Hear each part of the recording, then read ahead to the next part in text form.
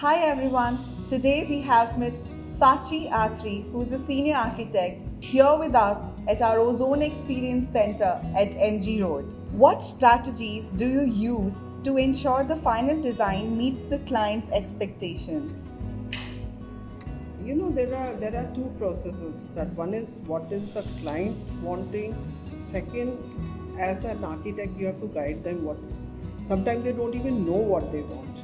So first, I always, whenever I get a project, I ask them that you have to show me snapshots of what you want. It can be totally unrelated. Right. You can show me a picture of a gate, you can show me a picture of a seat or a pergola, anything. You just show me snapshots of, and then I can decipher them and weave it into a story.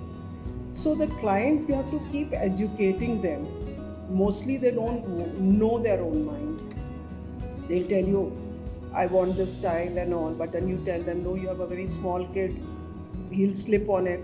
So, this way you keep on just guiding them, educating them, and mostly in the end, you realize that you've done what you wanted actually. Right. Not so Avoid you just big ones. yeah, because sometimes they really don't know, because some clients are very they are traveled all over the world, so they've seen a lot, but others haven't. You just have to judge the client. You have to see where they're coming from, and then take on from there. We would love to hear your views on the Ozone Experience Center that you have just visited. Well, I'm quite pretty impressed. As soon as you walk in, you have this big elephant made out of all your hardware and everything. Yeah. So that's pretty impressive. And then when you walk in, you're showing me all your systems, your sliding partitions, your wardrobes. So it just kind of gives me, and when I bring my client, I know that I'll be able to show them exactly what I mean.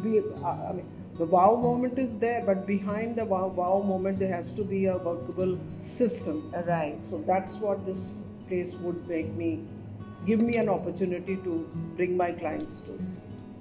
Thank you so much for your kind words.